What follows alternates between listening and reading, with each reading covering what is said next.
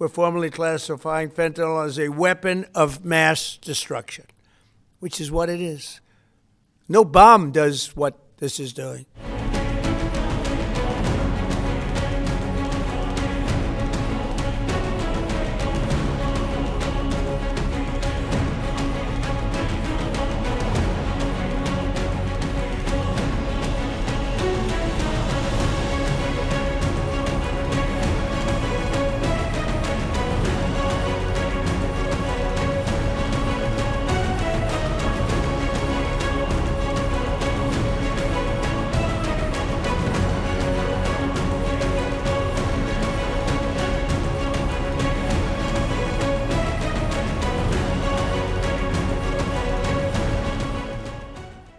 US military strikes on suspected drug boats are expanding as Donald Trump escalates his war on narcotics and leans heavily on force at sea.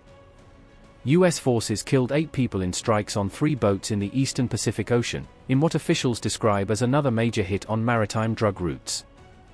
The strikes took place in international waters, according to US Southern Command, which stressed the operations occurred far from any national coastline. Southern Command said the vessels were engaged in narco trafficking along known smuggling routes frequently used to move drugs toward North America. Footage released by the military showed the small boats moving across the water before being suddenly engulfed by massive explosions. The military confirmed that these latest strikes were carried out on Monday, December 15, as part of its ongoing maritime campaign.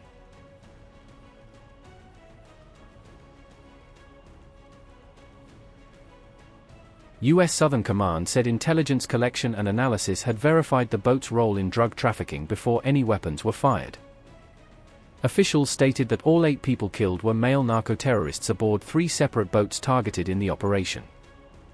According to the breakdown provided, 3 individuals were killed on the first boat, 2 on the second, and 3 on the third vessel.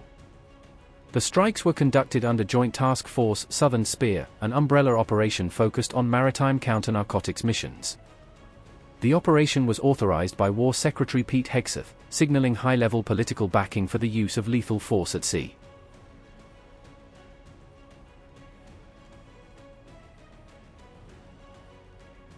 The United States has now struck more than 25 boats in the Pacific and Caribbean in similar actions, according to multiple reports.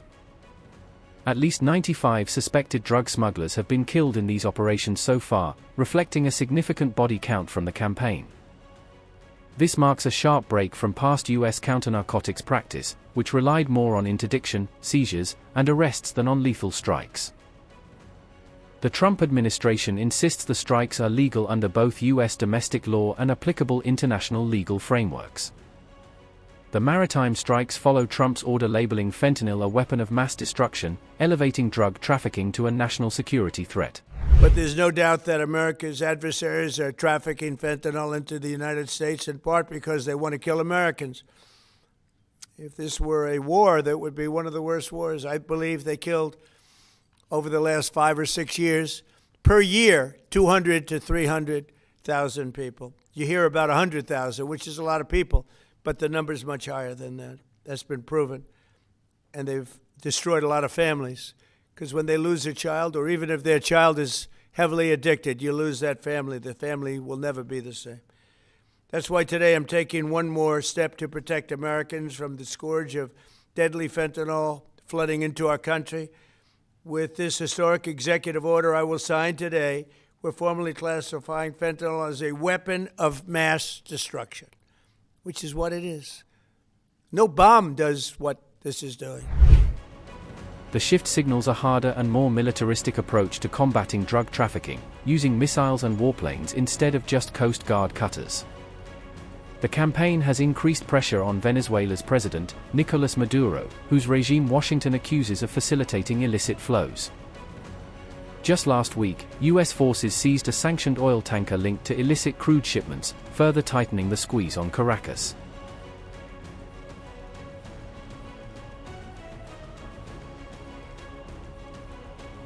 These latest strikes come ahead of closed-door briefings for US lawmakers, where officials will be pressed on legality, intelligence, and oversight. top national security and defense officials are expected to brief Congress as political and public scrutiny over the Maritime campaign intensifies. Trump has said that land attacks on Venezuela are coming soon, though he has offered no concrete details or timeline for such operations. The U.S. military presence in the wider region is now its largest in decades, underscoring how seriously Washington treats this front.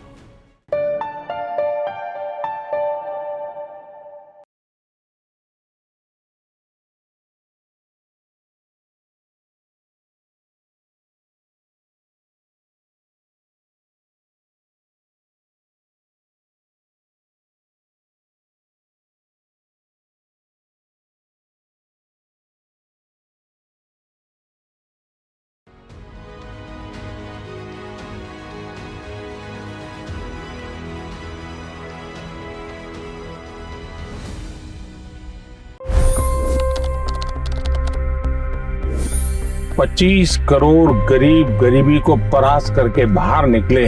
For the good of our nation, let's work together and let's truly make America great again. The fastest news breaks. Requested PM saying that look, you will have to speak to Putin and to Zelensky. The biggest news makers. The relationship with India is probably the most important bilateral relationship the US will have for the rest of this century. The capital delivered quite an election result today. Expert analysis.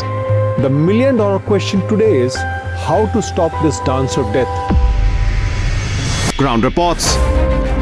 I'm standing at the crossroad of the Kumbh Mela. Behind me are more than 100 entry guards.